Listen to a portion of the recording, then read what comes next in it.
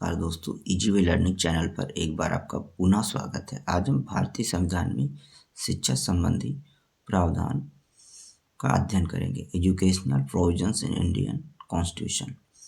सबसे पहले हम भारतीय संविधान का सामान्य परिचय जान लेते हैं।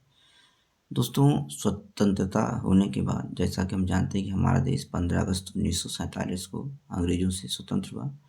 तो स्वतंत्र होने के बाद हमने अपने देश के संविधान का निर्माण किया। ये हुआ कि हमारे देश का संविधान हमारे देश की ज़रूरतों आवश्यकताओं के अनुसार होना चाहिए। संविधान इसके लिए एक संविधान सभा बनाई गई और संविधान सभा ने इसे 26 नवंबर 1949 को पेश किया और 26 जनवरी 1950 से यह हमारे देश में लागू कर दिया गया। यूँ तो आकार की दृष्टि से देखा जाए तो जो भारत का संविधान है दुनिया का सबसे बड़ा संविधान है, परंतु इसकी मूल भावना को प्रस्तावना प्रियम्बल की कुछ लाइनों में हम व्यक्त कर सकते हैं। 1976 में 42वां संविधान संशोधन किया गया, जिसके द्वारा उद्देश्य का जो प्रियम्बल है इसमें समाजवादी, धर्मनिरपेक्ष और राष्ट्र की एकता और अखंडता शब्दों को जोड़ा गया। इस प्रकार वर्तमान में जो हमारे देश की प्रस्तावना है संविधान की वह इस प्रकार है। पहले इसको हम देख लेते हैं। हम भारत के लोग भारत को एक संपूर्ण प्रभुत्व संपन्न समाजवादी धर्मनिरपेक्ष और लोकतांत्रिक गणराज्य बनाने के लिए तथा इसके समस्त नागरिकों को सामाजिक, आर्थिक और राजनैतिक न्याय दिलाने के लिए तथा विचार, अभिव्यक्ति, विश्वास, धर्म और उपासना की स्वतंत्रता, प्रतिष्ठा और अवसर की समानता प्राप्त कराने के लिए तथा उन सब में व्यक्ति की गरिमा और राष्ट्र की एकता एवं अखंडता सुनिश्चित करने वाली बंधुता बढ़ाने के लिए दृढ़ संकल्प होकर अपनी संविधान सभा में आज दिनांक 26 नवंबर 1949 एतद द्वारा इस संविधान को अंगीकृत, अधिनियमित तथा आत्मार्पित करते हैं। तो देखा जाए तो जो प्रस्तावना है वह संविधान की एक हिसाब से आत्मा है। अगर हम संविधान को समझ लें, संविधान को हमें समझना है तो सबसे पहले हम प्रस्तावना का अगर अध्ययन कर लें, प्रस्तावना की बातों को समझ लें तो पूरे संविधान का निचोड़ जो है हमको आसानी से पता चल जाता है। प्रस्तावना को पढ़ने से, समझने से स्पष्ट होता है कि भारत प्रभुत्व संपन्न लोकतांत्रिक गणराज्य है और यह 6 मूल सिद्धांतों स्वतंत्रता, समानता, भ्रातृत्व, समाजवाद, धर्मनिरपेक्षता और न्याय पर आधारित है। इस संविधान की मूल भावना को स्पष्ट रूप से समझने के लिए इसमें निहित नीति निर्देशक तत्वों, डायरेक्टिव प्रिंसिपल और नागरिकों के लिए मूल अधिकार और मूल कर्तव्यों, फंडामेंटल राइट्स एंड ड्यूटीज़ को समझना आवश्यक है। आइए भारतीय संविधान में नीति निर्देशक तत्व क्या है इसको समझ लेते हैं। भारतीय संविधान में नीति निर्देशक तत्वों, डायरेक्टिव प्रिंसिपल्स का उल्लेख करने से पहले यह जान लेना आवश्यक है कि इस भाग में जो उपबंध हैं किसी न्यायालय द्वारा प्रवर्तनीय नहीं होंगे, किंतु फिर भी इनमें अधिकाधिक तत्व देश के शासन में मूलभूत हैं। कहने का तात्पर्य है कि नीति निर्देशक तत्वों को लागू करने के लिए जो है न्यायालय की शरण नहीं ली जा सकती है। ये राज्य अपने विवेक से, अपने उपलब्ध संसाधनों के आधार पर नागरिकों को प्रदान करने का यथासंभव प्रयास करेंगे और विधि बनाने में इन तत्वों को लागू करना राज्य का कर्तव्य होगा। इससे स्पष्ट है कि भारतीय संविधान में ये नीति निर्देशक तत्व अपने में वैधानिक कानून नहीं है, परंतु सरकार को कोई भी कानून बनाते समय इन तत्वों को सामने रखना होगा। इनकी मूल भावना के आधार पर ही किसी कानून का निर्माण करना होगा। आइए देख लेते हैं कौन कौन से नीति निर्देशक तत्व हैं। पहला, जैसे राज्य द्वारा अनुसरणीय कुछ नीति तत्व हैं।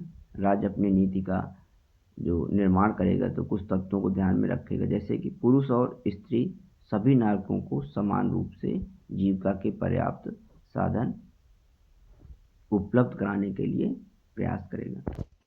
अगला, समुदाय के भौतिक संसाधनों का स्वामित्व और नियंत्रण इस प्रकार बटा हो जिससे कि सामूहिक हित का सर्वोत्तम रूप से साधन हो। आर्थिक व्यवस्था इस प्रकार चले जिसमें धन और उत्पादन के साधनों का सर्वसाधारण के लिए अहितकारी संकेंद्रण न हो, यानी आर्थिक व्यवस्था इस प्रकार रहे कि धन या संसाधन एक ही व्यक्ति विशेष पे सीमित न हो जाए। पुरुष और स्त्री दोनों को समान कार्य के लिए समान वेतन हो, कोई भेदभाव न किया जाए। पुरुष और स्त्री श्रमिकों की स्वास्थ्य और शक्ति का तथा बालकों की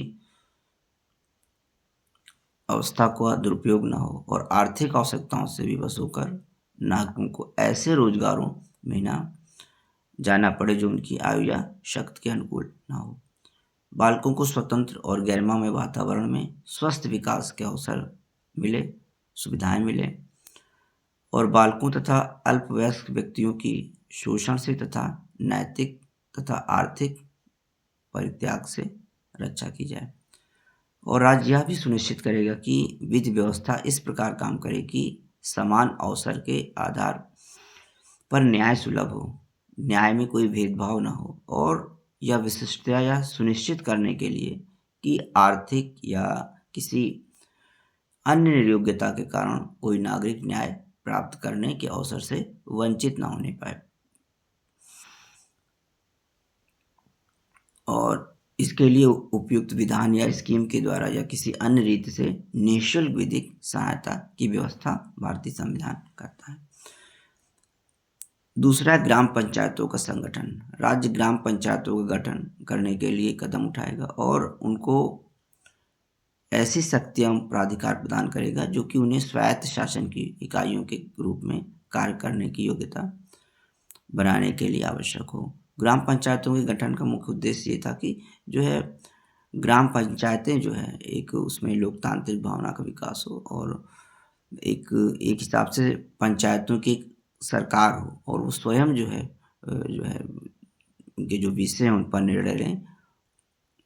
कहीं ना कहीं लोकतंत्र की शुरुआत जो है लोकतंत्र का पार्ट यहीं से शुरू हो जाता है। फिर अगला है, कुछ दशाओं में काम, शिक्षा और लोक सहायता पाने का अधिकार। राज्य अपनी आर्थिक सामर्थ्य और विकास की सीमाओं के भीतर काम पाने, शिक्षा पाने और बेकारी, बुढ़ापा, बीमारी और निःशक्तता तथा अनहर्य अभाव की दशाओं में लोक सहायता पाने के अधिकार को प्राप्त करने का प्रभावी उपाय करेगा। अगला है, काम की न्याय संगत और मानवोचित दशाओं का तथा प्रसूति सहायता को बंद करना। राज्य काम की न्याय संगत और मानवोचित दशाओं यानी जो भी जहाँ पर काम करने की परिस्थितियाँ हों वहाँ पर किसी के साथ भेदभाव ना हो और वहाँ पे जो आवश्यक सुविधाएं होती हैं उसको राज्य उपलब्ध कराएगा और साथ ही साथ प्रसूति सहायता के लिए भी उपबंध करेगा। कर्मकारों के लिए निर्वाह मजदूरी आदि राज्य उपयुक्त विधान या आर्थिक संगठन के द्वारा या किसी अन्य रीत से कृषि के, उद्योग के या अन्य प्रकार के सभी कर्मकारों को काम, निर्वाह, मजदूरी, शिष्ट जीवन स्तर और अवकाश का संपूर्ण उपयोग सुनिश्चित करने वाली काम की दशाएं तथा सामाजिक एवं सांस्कृतिक अवसर प्राप्त कराने का प्रयास करेगा और विशिष्टतया ग्रामों में कुटीर उद्योगों को वैयक्तिक या सहकारी आधार पर बढ़ाने का प्रयास करेगा। इसके अतिरिक्त वह उद्योगों के प्रबंध में श्रमिकों की भागीदारी के लिए भी प्रयास करेगा। अगला है, नागरिक के लिए एक समान सिविल संहिता। राज्य भारत के समस्त राज्य क्षेत्र में नागरिकों के लिए एक समान सिविल संहिता प्राप्त कराने का प्रयास करेगा। अगला है, 6 वर्ष से कम आयु के बालकों के लिए प्रारंभिक बाल्यावस्था, देख रेख और शिक्षा का प्रबंध करना। राज्य सभी बालकों के लिए 6 वर्ष की आयु पूरी करने तथा प्रारंभिक बाल्यावस्था, देखरेख और शिक्षा देने के लिए उपबंध करने का प्रयास करेगा। यहाँ पे बार बार राज्य शब्द का यूज किया जाता है। देखा जाए तो ऐसे सामान्य अर्थों में जो है केंद्र अलग है, राज्य अलग है, लेकिन जब राज्य की बात यहाँ संविधान के परिप्रेक्ष्य में की जा रही है तो इसका तात्पर्य जो है राज्य और केंद्र सरकारों से ही लिया जाता है। अगला है, अनुसूचित जातियों, अनुसूचित जनजातियों और अन्य दुर्बल वर्गों के शिक्षा और अर्थ संबंधी हितों की अभिवृद्धि करना। राज्य जनता के कमजोर वर्गों के विशिष्टता अनुसूचित जातियों और अनुसूचित जनजातियों यानी जो मुख्य धारा से जो है कहीं न कहीं विकास की दर से पिछड़ गए हैं, तो उनकी शिक्षा और अर्थ संबंधी हितों की विशेष सावधानी से अभिवृद्धि करेगा और सामाजिक अन्याय और सभी प्रकार के शोषण से उनकी रक्षा करेगा।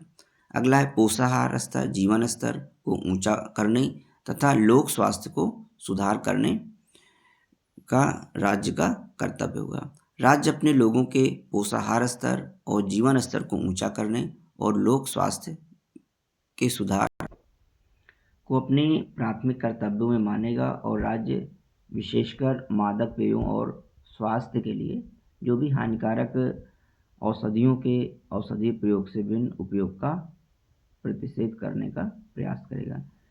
कहने का तात्पर्य है कि राज्य जो है जो भी देश के नागरिक होंगे उनके स्वास्थ्य के प्रति सचेत रहेगा और स्वास्थ्य संबंधी सुविधाएं प्रदान करेगा। साथ ही साथ जो भी मादक द्रव्य या पदार्थ हैं उनके प्रयोग को जो है कहीं ना कहीं रोकेगा। अगला है कृषि और पशुपालन का संगठन। राज्य कृषि और पशुपालन को आधुनिक और वैज्ञानिक प्रणालियों से संगठित करने का प्रयास करेगा। विशेषकर गायों और बछड़ों तथा अन्य दुधारू और जो वाहक पशुओं की नस्लों के परिरक्षण और सुधार के लिए उनके वध का प्रतिषेध करने के लिए जरूरी कदम उठाएगा। इसके अतिरिक्त राज्य देश के पर्यावरण के संरक्षण तथा संवर्धन और वन तथा अन्य जीवों की रक्षा करने का प्रयास करेगा। अगला है राष्ट्रीय महत्व के स्मारकों, स्थानों और वस्तुओं का संरक्षण करना। राज्य राष्ट्रीय महत्व वाले कलात्मक या ऐतिहासिक अभिरुचि वाले प्रत्येक स्मारक या स्थान या वस्तु का हर प्रकार से संरक्षण करना राज्य की बाध्यता होगी, राज्य का कर्तव्य होगा। अगला है कार्यपालिका से न्यायपालिका का पृथक्करण। राज्य की लोक सेवाओं में न्यायपालिका को कार्यपालिका से पृथक करने के लिए राज्य कदम उठाएगा। अंतर्राष्ट्रीय शांति और सुरक्षा की अभिवृद्धि। अंतर्राष्ट्रीय शांति और सुरक्षा की अभिवृद्धि का प्रयास राज्य करेगा ताकि शांति व्यवस्था बनी रहे, देश का विकास हो। राष्ट्रों के बीच न्याय संगत और सम्मानपूर्ण संबंधों को बनाए रखने का राज्य प्रयास करेगा। संगठित लोगों के एक दूसरे से व्यवहारों में अंतर्राष्ट्रीय विधि और संधि बाध्यताओं के प्रति जो है आदर भाव बढ़ाने का प्रयास रहेगा और अंतर्राष्ट्रीय विवादों को मध्यस्थता द्वारा निपटाने के लिए प्रयास किया जाएगा। अब नागरिकों के कुल मूल अधिकारों कर्तव्य हैं। नीति निर्देशक तत्वों के बाद हमारे जो संविधान है, संविधान में जो है नागरिकों के मूल अधिकार और कर्तव्य भी दिए गए हैं। सबसे पहले हम देख लेते हैं कि हमारे संविधान में, हमारे देश का जो संविधान है उसमें कौन कौन से मूल अधिकार दिए गए हैं।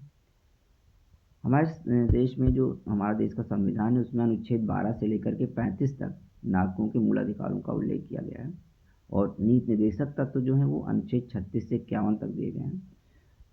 तो जो मूल अधिकार फंडामेंटल राइट्स हैं अनुच्छेद 12 से 35 तक जो प्रोवाइड किए गए हैं। प्रारंभ में इस संविधान में नागरिकों को कुल 7 मूल अधिकार दिए गए थे, परंतु 1979 में जो है 44वां संविधान संशोधन के द्वारा संपत्ति के अधिकार को जो है मूल अधिकार की सूची से हटाकर एक उसे विधिक अधिकार बना दिया गया, कानूनी अधिकार बना दिया गया और वर्तमान में 6 मूल अधिकार नागरिकों को प्राप्त हैं। समानता का अधिकार है, स्वतंत्रता का अधिकार है, शोषण के विरुद्ध अधिकार है, धर्म की स्वतंत्रता का अधिकार है, संस्कृति और शिक्षा का अधिकार है और संवैधानिक उपचारों का अधिकार दिया गया है। प्रारंभ में हमारे संविधान में केवल मूल अधिकारों की व्यवस्था की गई थी। 1976 में 42वें संविधान संशोधन के द्वारा संविधान के अनुच्छेद 51A में नागरिकों के 10 मूल कर्तव्य फंडामेंटल ड्यूटीज और उसके बाद 2002 में 86वें संविधान संशोधन के द्वारा 51A में 11वां मूल कर्तव्य जोड़ा गया और इस प्रकार वर्तमान में मूल कर्तव्यों की संख्या 11 है। आइए अब इनको समझ लेते हैं। मूल अधिकार प्राप्त होने के बाद देश के नागरिकों का अपने देश के प्रति कुछ कर्तव्य भी है। वो क्या कर्तव्य संविधान के द्वारा निश्चित किए गए हैं, आइए उनको समझ लेते हैं। पहला है कि संविधान का पालन करें और उसके आदर्शों, संस्थाओं, राष्ट्रध्वज और राष्ट्रगान का आदर करें, ये अनुच्छेद 51 में कहा गया है। दूसरा, स्वतंत्रता के लिए राष्ट्रीय आंदोलन को प्रेरित करने वाले उच्च आदर्शों को हृदय में संजोए रखें और उनका पालन करें, यह अनुच्छेद 51 में कहा गया है। अगला, भारत की संप्रभुता, एकता और अखंडता की रक्षा करें और उसे अक्षुण्ण बनाए रखें, अनुच्छेद 51 चौथा है, देश की रक्षा करें और आह्वान किए जाने पर राष्ट्र को की सेवा करें, अनुच्छेद 51 में। पांचवा है, भारत के सभी लोगों में समरसता और समान भ्रातृत्व की भावना का निर्माण करें और जो धर्म, भाषा और प्रदेश या वर्ग पर आधारित सभी भेदभाव से परे हो, यानी भेदभाव को समाप्त करने का प्रयास किया गया है। ऐसी प्रथाओं का त्याग करें जो कि महिलाओं के सम्मान के विरुद्ध हो, अनुच्छेद 51 में इसका उल्लेख किया गया। छठा, मूल कर्तव्य कि हमारी समन्वित संस्कृति की गौरवशाली परंपरा का महत्व समझें और उसकी रक्षा करें, अनुच्छेद 51F। सातवां है कि प्राकृतिक पर्यावरण की, जिसके अंतर्गत वन, झील, नदी तथा वन्य जीव हैं, उसकी रक्षा करें और उसका संवर्धन करें तथा प्राणी मात्र के प्रति दया भाव रखें, अनुच्छेद 51G में इसका उल्लेख है। अगला है, वैज्ञानिक तथा मानववादी दृष्टिकोण अपनाकर सुधार की भावना का विकास करें, अनुच्छेद 51H। नौवां है, सार्वजनिक संपत्ति की सुरक्षा करें तथा हिंसा से दूर रहें। 10वां है, व्यक्तिगत तथा सामूहिक प्रयत्नों से सभी क्षेत्रों में उत्कृष्टता की ओर बढ़ने का निरंतर प्रयास करें, जिससे राष्ट्र उपलब्धि की नई ऊंचाइयों को छू सके। और 11वां मूल कर्तव्य है, जिसे 86वें संविधान संशोधन 2002 के द्वारा भारतीय संविधान में जोड़ा गया। इसमें कहा गया कि माता पिता अथवा अभिभावक के रूप में 6 से 14 आयु वर्ग के अपने बच्चों अथवा आश्रितों को शिक्षा के अवसर प्रदान करें। आइए भारतीय संविधान में शिक्षा संबंधी क्या प्रावधान किए गए हैं, educational provisions in Indian constitution, इसको समझ लेते हैं। भारतीय संविधान में शिक्षा नागरिकों का मूल अधिकार माना गया है और भारतीय नागरिक अपने शिक्षा संबंधी मूल अधिकार का प्रयोग कर सकें, इसके लिए संविधान में अनेक व्यवस्थाएं की गई हैं। पहले है कि शिक्षा समवर्ती सूची में, शिक्षा संविधान की समवर्ती सूची में रखा गया है। भारतीय संविधान में 3 अलग अलग सूचियों की व्यवस्था है। संघ सूची है, यूनियन लिस्ट, राज्य सूची, स्टेट लिस्ट है। समवर्ती सूची कॉन्करेंट लिस्ट है। संघ सूची में जो विषय उल्लिखित किए गए हैं उन पर कानून बनाने का अधिकार केंद्र सरकार को रहता है। प्रांतीय विषय या राज्य सूची में जो विषय दिए गए हैं, उल्लिखित किए गए हैं, उन पर कानून बनाने का अधिकार राज्य सरकारों का होता है। और समवर्ती सूची में जो विषय उल्लिखित हैं उन पर कानून बनाने का अधिकार जो है केंद्र और राज्य सरकार दोनों का होता है। केंद्र द्वारा बनाए गए कानूनों और राज्यों द्वारा बनाए गए कानूनों में विरोध होने की दशा में केंद्र द्वारा बनाया गया कानून माना जाता है। प्रारंभ में शिक्षा प्रांतीय सूची का विषय था। इसकी व्यवस्था करना राज्य सरकारों का उत्तरदायित्व रहता था। केंद्रीय सरकार का उत्तरदायित्व संघीय क्षेत्रों में शिक्षा की व्यवस्था करना था। तो देखा जाए कि कुछ राष्ट्रीय महत्व की शिक्षा संस्थाओं की व्यवस्था करना और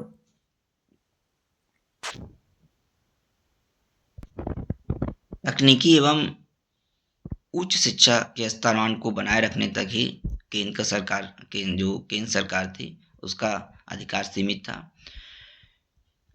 फिर शिक्षा को अत्यंत महत्वपूर्ण विषय मानते हुए ये आवश्यकता महसूस की गई कि इस पर केंद्र और राज्य सरकार दोनों अगर कानून बनाए तो शिक्षा को और अधिक जो है अच्छे ढंग से संचालित किया जा सकता है। 1976 में 42वें संविधान संशोधन के द्वारा शिक्षा को समवर्ती सूची कॉन्करेंट लिस्ट में सम्मिलित कर दिया गया। तो वर्तमान में शिक्षा जो है वह समवर्ती सूची में है। तब से शिक्षा की व्यवस्था करना केंद्र और राज्य दोनों सरकारों का संयुक्त उत्तरदायित्व होता है। वर्तमान में केंद्र सरकार राष्ट्रीय शिक्षा नीति का निर्माण करने, संघीय क्षेत्रों में शिक्षा की व्यवस्था करने, पूरे देश में सामान्य शिक्षा सुविधाओं में समन्वय स्थापित करने, उच्च शिक्षा के स्तर को बनाए रखने, राष्ट्रीय महत्व की भावनाओं का विकास करने और राष्ट्रीय महत्व की उच्च शिक्षा संस्थाओं और शोध संस्थाओं की व्यवस्था करने के लिए उत्तरदायी है। प्रांतीय सरकारें राष्ट्रीय शिक्षा नीति के अनुरूप अपने अपने क्षेत्रों में शिक्षा के प्रशासन के लिए उत्तरदायी हैं। जैसे देखा जाए तो अभी जो NEP 2020 आई है, उसको केंद्र सरकार ने जो है उसका जो है समिति बनाई और समिति ने जो है NEP 2020 पर अपनी रिपोर्ट की नई शिक्षा नीति प्रस्तुत की गई। अब उस शिक्षा नीति को लागू करना राज्य और जो है केंद्र दोनों का संयुक्त उत्तरदायित्व है। तो जो केंद्र ने नीति बना दी है राष्ट्रीय शिक्षा नीति के अकॉर्डिंग, उसको जो है राज्य जो है लागू करेंगे। तो कहीं ना कहीं अब जो शिक्षा की व्यवस्था करना राज्य और केंद्र सरकार दोनों का संयुक्त उत्तरदायित्व स्वीकार किया जाता है। वर्तमान में केंद्रीय सरकार देश के विभिन्न क्षेत्रों में शिशु शिक्षा और प्राथमिक शिक्षा के प्रसार के लिए भी अनेक योजनाएं चला रही हैं और माध्यमिक शिक्षा के क्षेत्र में केंद्रीय विद्यालयों एवं नवोदय विद्यालयों की व्यवस्था कर रही हैं और कुछ उच्च स्तर की उच्च संस्थाओं को चला रही हैं। साथ ही प्रांतों में किसी भी स्तर और किसी भी प्रकार की शिक्षा की व्यवस्था के लिए आर्थिक सहायता देती है। दूसरा है कि जन्म से 6 वर्ष तक शिशुओं की देखभाल और शिक्षा की व्यवस्था। 2002 में संविधान में 86वें संविधान संशोधन के द्वारा अनुच्छेद 45 में यह उल्लेख किया गया, कुछ उसमें संशोधन किया गया और यह उल्लेख किया गया कि राज्य सभी बच्चों को जब तक कि वे 6 वर्ष की आयु प्राप्त न कर लें बाल्यावस्था देखभाल और शिक्षा की व्यवस्था करेगा। तीसरा है कि 6 से 14 वर्ष तक की आयु के बच्चों की अनिवार्य एवं निःशुल्क शिक्षा की व्यवस्था। प्रारंभ में संविधान के अनुच्छेद 45 में यह घोषणा की गई थी कि राज्य संविधान के प्रारंभ से 10 वर्ष की कालावधि के अंदर सभी बालकों को 14 वर्ष की आयु समाप्त होने तक, यानी उनके 14 वर्ष की आयु पूरा होने तक निःशुल्क और अनिवार्य शिक्षा देने के लिए प्रबंध करने का प्रयास करेगा। यहाँ जो संविधान में राज्य शब्द है, तो राज्य से तात्पर्य केंद्र एवं प्रांतीय सरकारों तथा प्रशासन तंत्र तीनों से लिया जाता है। यह इस संवैधानिक निर्देश का ही एक प्रभाव है कि राज्य 6 से 14 वर्ष आयु वर्ग के बच्चों की प्राथमिक शिक्षा की अनिवार्य एवं निःशुल्क व्यवस्था करने का निरंतर प्रयत्नशील है। और इसी कदम को आगे बढ़ाते हुए 86वां संविधान संशोधन अधिनियम 2002 लाया गया और जिसके अनुसार अनुच्छेद 21A जोड़ा गया, जो यह उल्लेख करता है कि राज्य 6 से 14 वर्ष आयु वर्ग के सभी बच्चों को निःशुल्क एवं अनिवार्य शिक्षा उस प्रकार की नीति से जैसा कि राज्य विधि द्वारा अवधारित करे की व्यवस्था करेगा। इसी 86वें संविधान संशोधन 2002 में एक संशोधन यह किया गया कि प्रत्येक नागरिक का यह मूल कर्तव्य है कि वह माता पिता अथवा अभिभावकों के रूप में 6 से 14 वर्ष आयु वर्ग के अपने बच्चों अथवा आश्रितों को शिक्षा के अवसर प्रदान करें। इस दिशा में सरकार का सबसे महत्वपूर्ण कदम शिक्षा का अधिकार अधिनियम 2009 राइट टू एजुकेशन एक्ट 2009 पास करना है और इस अधिनियम के अनुसार 6 से 14 वर्ष आयु वर्ग के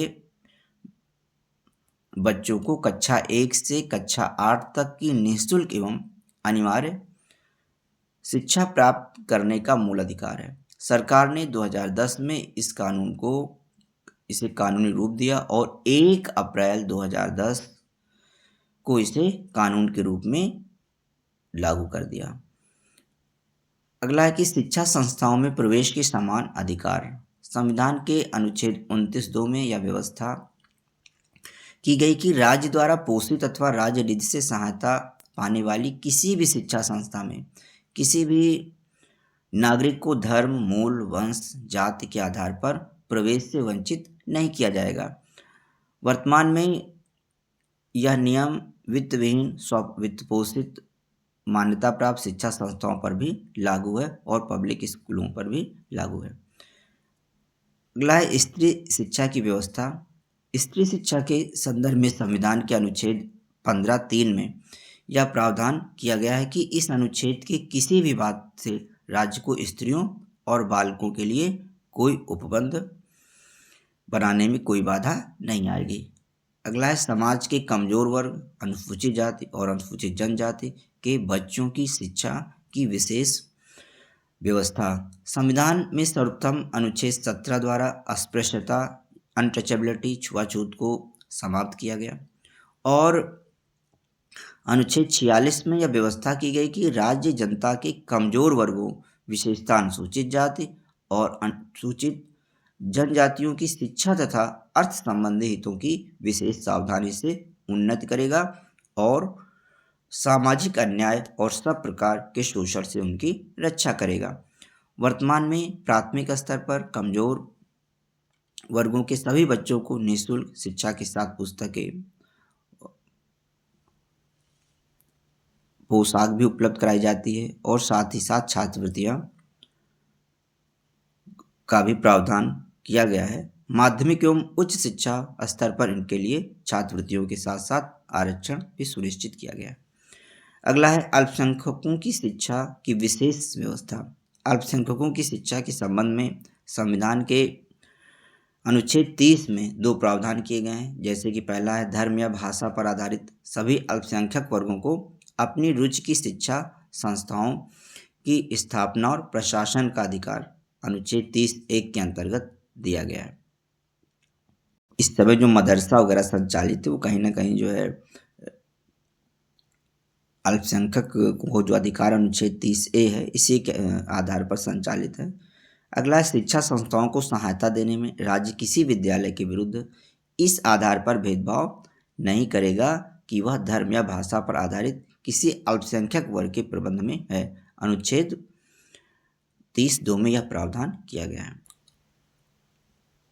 अगला है कि मातृभाषा के माध्यम से शिक्षा। संविधान के अनुच्छेद 350(a) में यह घोषणा की गई है कि प्रत्येक राज्य और प्रत्येक स्थानीय प्राधिकारी का यह दायित्व है कि वह भाषाई दृष्टि से अल्पसंख्यकों के बच्चों को शिक्षा के प्राथमिक स्तर पर मातृभाषा के माध्यम से शिक्षा की समुचित सुविधाएं उपलब्ध कराएगा।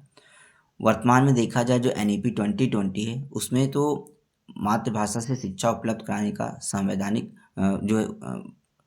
संविधान के प्रावधानों के अनुसार जो है कक्षा 5 तक विशेषकर जो है और यहाँ तक कि कक्षा 8 तक भी जो है जहाँ तक संभव हो मातृभाषा में शिक्षा उपलब्ध कराने की बात करता है। अगला है कि धार्मिक शिक्षा के विषय में स्पष्ट निर्देश दिए गए हैं संविधान में। संविधान के अनुच्छेद 28 में यह घोषणा की गई है कि पूर्ण रूप से राज्य निधि द्वारा पोषित किसी भी शिक्षा संस्था में धार्मिक शिक्षा नहीं दी जाएगी और अनुच्छेद 22 में यह स्पष्ट किया गया है कि राज्य निधि से सहायता प्राप्त किसी भी शिक्षा संस्था में बच्चों को किसी भी धार्मिक उपासना में उपस्थित होने के लिए बाध्य नहीं किया जाएगा। अगला है राष्ट्रीय महत्व के उच्च शिक्षा एवं अनुसंधान केंद्रों की व्यवस्था केंद्र द्वारा की जाएगी। संघ सूची 1 की प्रविष्टि संख्या 62 में यह उल्लेख किया गया है कि राष्ट्रीय पुस्तकालय एवं संग्रहालय आदि। प्रविष्टि संख्या 63 में उल्लेख किया गया है कि राष्ट्रीय महत्व की शिक्षण संस्थाएं जैसे कि बनारस हिंदू विश्वविद्यालय, अलीगढ़ विश्वविद्यालय, दिल्ली विश्वविद्यालय आदि। प्रविष्टि संख्या 64 में उल्लिखित है केंद्र द्वारा पोषित राष्ट्रीय महत्व की वैज्ञानिक एवं तकनीकी संस्थाएं। प्रविष्टि संख्या 65 में उल्लिखित राष्ट्रीय महत्व की प्रोफेशनल वोकेशनल तकनीकी एवं विशिष्ट अध्ययन संस्थाएं और प्रविष्टि संख्या 66 में उल्लिखित उच्च शिक्षा संस्थान और अनुसंधान केंद्रों की संपूर्ण वित्तीय और संचालन का कार्यभार केंद्र सरकार को सौंपा गया है। राष्ट्रीय महत्व की भाषाओं की शिक्षा। संविधान के अनुच्छेद 344(1) में 15 भाषाओं को राष्ट्रीय महत्व की भाषा घोषित किया गया है। ये भाषाएं असमिया है, बंगाली है, गुजराती, हिंदी, कन्नड़, कश्मीरी, मलयालम, मराठी, उड़िया, पंजाबी, संस्कृत, सिंधी, तमिल, तेलुगु, उर्दू।